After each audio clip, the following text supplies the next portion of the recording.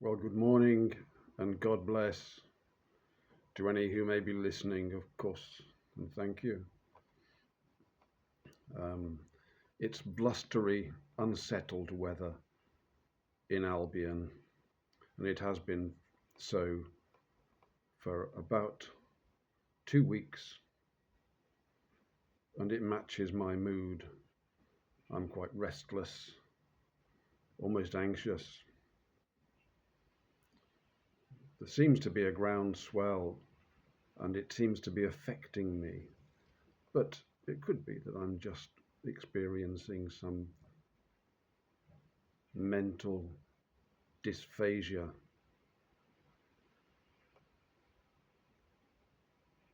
Who can say?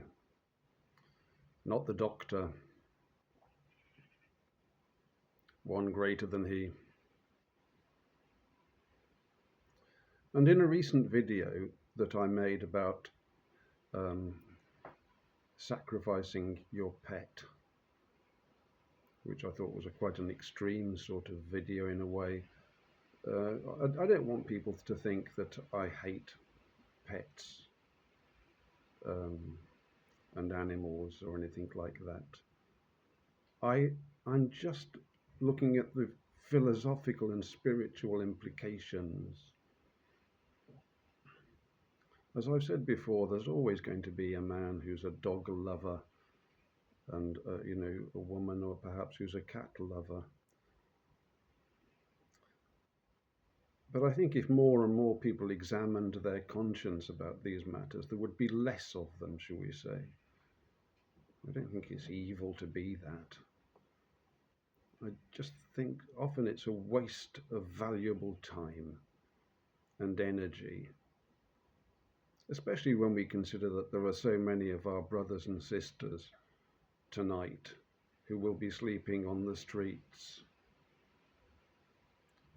And we hardly go out of our way to leave our homes at 10 o'clock at night just to make sure that everybody's had their, has got enough money to be getting on with, and if they want to go to a hostel, if you've got it with you, you might give it to them. How many people will do that? I won't. First of all, it's an impudence to do it. But if I were asked for it, I don't think you can just go up to somebody and give them money. It's very rude to do that. And I actually made that mistake one time in Birmingham. One of the very first times that I went after returning from Italy, I was quite nervous about how it would be. And a gentleman approached me in the market, and I reached in my pocket and found £1. He just wanted directions. It was very embarrassing. I apologized profusely. And to make matters worse, he was not of my race. So my presumption could hardly have been more evident. Mind you, in that part of Birmingham, if a man approaches you, generally speaking, they will be wanting something from you. But so it is in cities, isn't it? Not a huge problem. I just needed to get my sort of mind focus. You need to calibrate your eyes and your mind, I think, when you move to a different place. It takes a while to get your eye in. As a friend of mine once said, when we observed together a blonde lady come out of a house and get into a BMW. I think we were parked for some other reason. I don't know why we were parked there. And he remarked that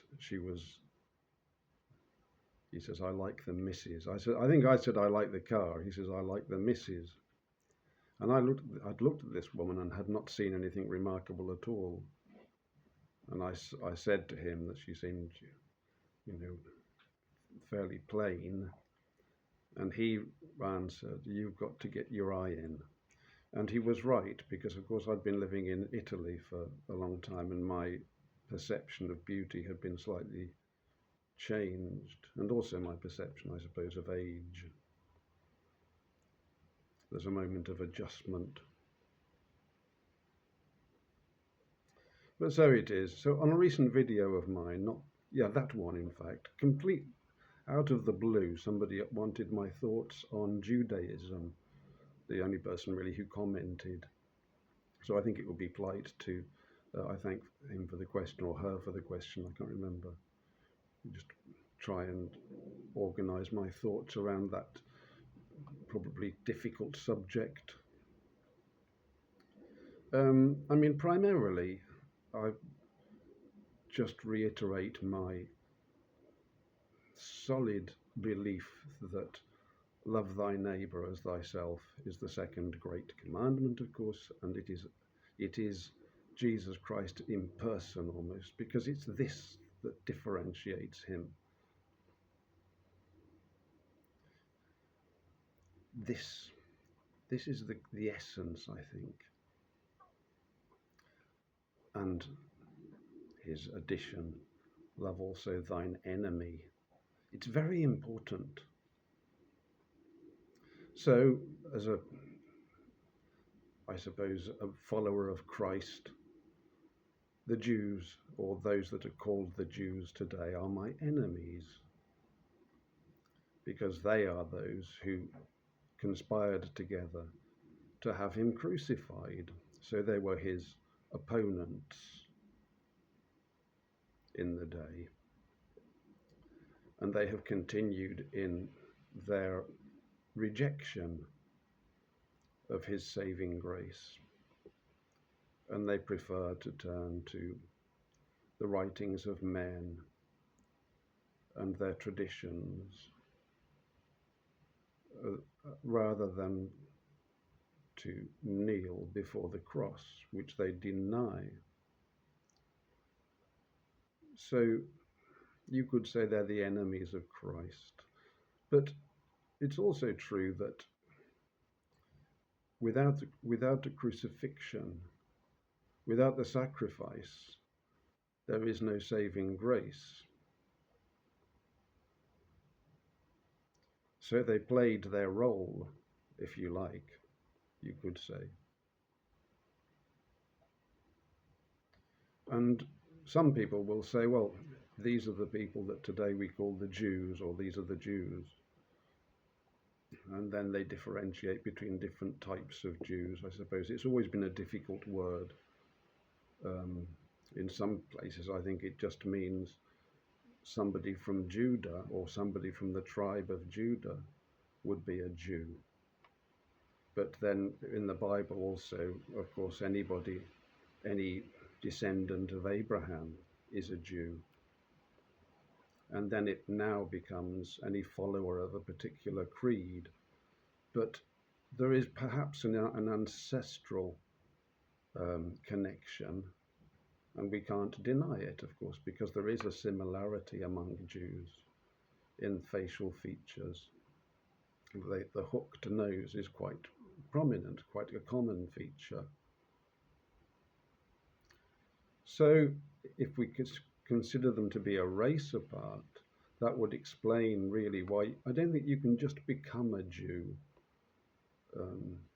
religiously. I'm not sure. I don't think it's greatly encouraged. For a man, for a woman, I think it would be more agreeable, but for a man, they seem to hold themselves apart a little bit. But you see, they are our neighbours, and we are to love them as we love ourselves. Despite my criticism, and I'm sure, that many people will criticise me also. It's part of life, isn't it? So they're an interesting people, of course, because they have this tremendous store of intelligence in their population. This is the wind now. The wind is rising up a little bit. Perhaps I'm approaching turbulent topics. I don't know. But in the philosophical field and in the arts and in the sciences, indeed, we find that many prominent researchers are indeed Jews, people who today are called Jews, whoever they may be, those who live mainly, I suppose, in Israel, with all the so-called, conflict with Palestine, which mirrors, I suppose, the Philistines, and that's how it would be. But because I believe in British Israel or European Israel, I believe that the white people of the world are the natural descendants of Abraham. It is us, we, who spread the gospel, of course, across the world, our ancestors, not me personally, not us personally. Although I suppose missionaries have continued to travel backwards and forwards from time to time, and I would have a few criticisms to say of all that business, but you can imagine I'm not an easily pleased man in philosophical matters. But you see, really, the fundamental essence of things is that love thy neighbour as thyself means all the policemen, all the politicians, all the actors and actresses, all the great film directors, the musicians, they're our neighbours. So it's no good raging against the gentleman who went to Davos, or who signed this, or who wears funny clothes and seems to have undue influence or whatever in the newspapers, or to scowl at the police. And I think people have stopped doing it really now. I think this is big. People are beginning to get it. Look, we are all here together. It's tremendously important to understand this. So Judaism, what do I think of it? Well, I think it's a false religion, should we say. It's because anything that's not Jesus Christ is deception. Only through Jesus Christ is freedom and release. And any philosophical system that's raised to oppose his entry into the East Gate, I suppose, would be of the enemy. But Jesus Christ told us, I say unto thee, love also thine enemy. The standards are very high in these matters. I mean, really, we can't be bickering among ourselves, I'm afraid. Although, there are philosophical matters to discuss, I think, and would be interesting discussions to have if they can be allowed.